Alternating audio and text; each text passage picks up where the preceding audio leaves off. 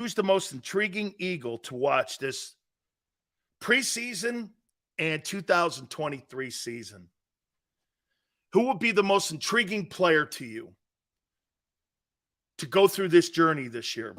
What player? Who will be that player for you? JM says Dean, Loki, Carter, or excuse me, Dean. Cam Jurgens, nice, Max. Max, nice. Dean, I'm going to be watching him like a hawk. Hopefully, they trade Boza. They'll never trade Boza. Hassan Reddick, Carter, Dean and Swift. Kayvon, I love that. I'm with you guys. If Nakobe Dean, after the first 4 games, is not cutting it, we'll know immediately. We may even know after week 1. And then how long do you go before you make the move where you try to trade for something or find something? You know, they may not be prepared for this because they have no depth at that position. When they put TJ Edwards in, it changed the entire defense. You don't have options here. You better not miss on him. There's more riding on him than Jordan Davis because you have depth at D-tackle with Milton Williams and with Jalen Carter and the kid you got from the Saints, actually. So you could kind of hold the fort down. Maybe if you have to call Sue or Linville Joseph, bring him back again. I don't have a problem with that. I actually hope they do that. You don't have that kind of depth. Or you're going to have to give something up to get a quality linebacker in there because they're not just walking the streets right now. Now that Diggs has that money, what are the odds they restructure Zach Martin now? Obviously, Zach Martin's not an Oxnard with the Cowboys. We'll get into that here in a minute. Will they restructure? Since when does Jerry Jones restructure and move money around? What do you think? He's the Cincinnati Bengals? This guy pays money, and he does things, and he'll do whatever to get these guys signed. I think he's looking at Zach Martin like this. He's 32, 33 years old. He's in that middle of the room now. You're really going to give him max money at offensive guard when we're talking about 2-3 years left maybe as a career? Jerry's going to try to, undercut him here. And by the way, do you really think he's going to go from $7 million to $20 million? You think Zach Martin's going to go from $7 million to where some of the high-priced guards are now in the league at 18 to 20? No way. No way. He's been sorely underpaid. Jerry likes his Christmas balls and not the tree. That's why they don't win. They don't invest in the right guys. They don't invest in the right guys. They'd rather overpay for Jalen Smith or some of these other stiffs that they've had, Randy Gregory and whomever, and not pay the guy who's one of your best offensive. Zach Martin goes down as one of the best offensive linemen in Cowboy history. Jerry doesn't see that, though. It's crazy. It's crazy. I'm looking at Nakobe Dean as the most intriguing player in 2023. Nakobe Dean has the green dot on his helmet. Big Sills has the bullseye on his helmet. I'll be watching him every game. False steps, lining guys up right. Hey, by the way, I'm not even going to talk about his play first. Listen to what I'm saying to you. Lining guys up right, knowing formations, filling gaps, making tackles, and covering tight ends and backs out of the backfield. All that is on his plate. You guys talk to me like he's Oppenheimer. Oh, this guy here, he's a molecular engineer guy and he's smart as shit. I don't care. I've seen the dumbest guys on the planet go out there and look like savants. And I've seen some of the smartest people on the planet get out there on a football field and their heads on a swivel. We'll see. I don't believe it. I don't believe, because you haven't even worked him into it yet. That's why I said this. I don't know, maybe push Morrow into the mic and have him on the Sam side or on the Will side and let him at least get used to playing and starting. No, they're going to put him at the mic right away. Okay. He better be ready. Dude, you have to be ready immediately. You're playing against Belichick. You don't have a coach on your coaching staff in his league. There is not a coach on the Stoutland is the only coach that's in that building that could work for Bill Belichick. And of course, Patricia. The rest of them are in diapers. They're in diapers. Well, Bill hasn't really had a really good 4 years. No, but he's had a great 35 years.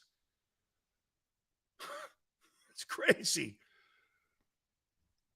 This guy goes on the greatest run in NFL history, developing all types of players not drafted. By the way, you've drafted more first-round players, more people in the last 25 years on your offense in the first, second, and third rounds than Bill Belichick ever did. He gets undrafted free agents, fourth rounders, seventh rounders, sixth rounders, and wins Super Bowls with them. You've got one in 30 years. He's got 6 in 25. Who under or overachieved? Well, it was Brady. Well, isn't it great? And really, do you think it's kind of weird that Bill Belichick coached the greatest defensive player in the history of the sport and the greatest offensive player in the history of the sport? Huh. Interesting. And not one of them was the first pick in the draft. You can throw all the shade you want on Bill. He's got the rings to punch you in the face with them. You got one. He's got 8. 2 more covers his hands. Can you think of, hey, so wait a minute now. He got 9 AFC championship rings. Well, actually 10, because he was with Parcells when they got beat by the Packers. He's got 2 more NFC title rings. So it's 12 conference championship rings and 8 Super Bowls. Yeah, you're right. He sucks. Sure. Belichick was not a quarterback whisperer. Forte couldn't be more wrong. So you draft Matt Castle. He takes your Patriots to an 11-5 season. They trade him to the Chiefs, and he wins a division title. Not bad for a guy that never started. Get this, hey, Tone. You know that guy, Matt Castle, who went 11-5 when Brady got hurt? And then they traded him to Kansas City, and he won the division title? You know he never started it down at USC? He played behind Carson Palmer and Matt Leinart. He never started. Belichick drafted him in the late rounds. Okay? Probably coincidence. Brady was looked at by Lloyd Carr as a piece of shit in Michigan. Nobody thought anything of a guy who runs a 5'9". Goes on to win 6 Super Bowls. Huh. It's got to be coincidence. Jimmy Garoppolo, he drafts. Nobody thought anything of Jimmy Garoppolo. Goes 4-1 in New England. Trades him to San Francisco, and he wins a division title and an NFC championship. Probably coincidence. Finds Jacoby Brissett. Nah, he can't be anybody. Starts in Indianapolis and in Miami.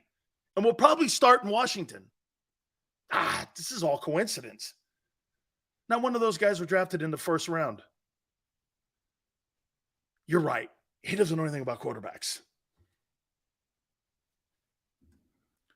How can you make statements like that when the work shows he does? Okay? Yeah. Forte's one of those idiots that believes that Spygate had anything to do with anything. It's called gamesmanship. I love it. It's funny when they find him, they still went on and won 3 more Super Bowls. So what effect did it have? What effect did it have? Well, the Flake Gate. I learned more about PSI and deflated balls more in sports talk radio over the last couple of years than I did when I was a kid. Went on to win 2 more Super Bowls. You're right. The Flake Gate. Oh, I'm sure that played a factor. I love that shit. Very Raiderous. What are they doing? What are they doing? What are they doing? Are they doing something cheating? Are they cheating? Are they putting the sprinklers on? Wait a minute. Our side, we can't hear anything in our earpieces. How come we can't hear? They've got to be spying on us. That's the best thing on the planet. You've already got opposing teams already thinking about stupid shit. It's wonderful. That's called gamesmanship. I totally dig it. I'm a gigantic fan of that. Love it. All right. Let's move on. I do this every year. Here are the Big Sil's expectations and personal goals for players that have to have great years for the Eagles to win the NFC this year.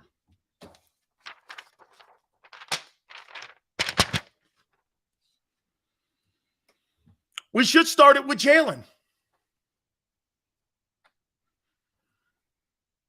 Jalen Hurts comes off a great season. Comes off a year where his improvement was remarkable. From where he was his first year starting, which was not very good, it was a tad above average. He was the caboose. And that team, his first year he started, carried him to the playoffs. And once he got into the playoffs, a horrible display against the Tampa Bay Bucks. It was terrible. You had an announcer and Troy Aikman screaming at him, dude, just throw the ball out to the left. Just throw it. He couldn't find him. To where there were moments last year where he was sensational. Absolutely. Here are my expectations for Jalen Hurts in 2023. 3,800 passing yards, 25 touchdowns, passes, 66 quarterback percentage, 6 INTs. In the rushing game, 165 carries, 750, and 8 touchdowns. Those are all doable. And if he does that, the team will be in contention once again for the NFC title. The key, do you know what the key stat is? There's 2 for Jalen Hurts this coming year. You know what they are? Completion percentage and interceptions. Not touchdown passes, not yards, not attempts, not completions. Completion percentage and INTs, protecting the football. And probably something on here that's not a stat. Don't get hurt. Okay? Ben goes, you're crazy? Why? This is who he is. See, Ben thinks this guy's going to throw for 5,000 yards. That's absolutely insane. He's not. He's not a passing quarterback. He is a dual threat. This is just as intimidating as 5,000 passing yards. Why don't you people see that? Do you understand? That's like 33 touchdowns and 4,500 yards in total offense. How are you not looking at it that way? That's a threat. That's a threat. He's not one-dimensional because he can't be.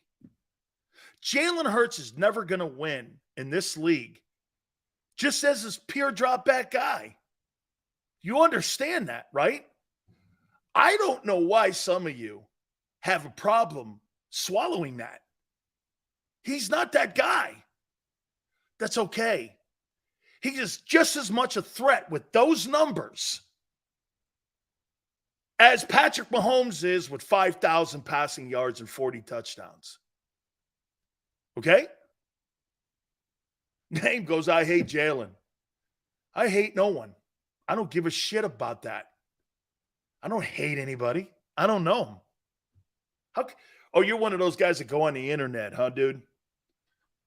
Right, Name? You're the one guys that go on the internet, and because you think you know me, you say shit like that. Interesting. I don't do that. Okay? I do not do that. If I don't know you, I don't hate you. Okay? So, what do you make of that? 3,800, 25, 66, 6 INTs, 165, 750 yards rushing. That's a threat. And by the way, those numbers to me are scary. Those are scary. All right.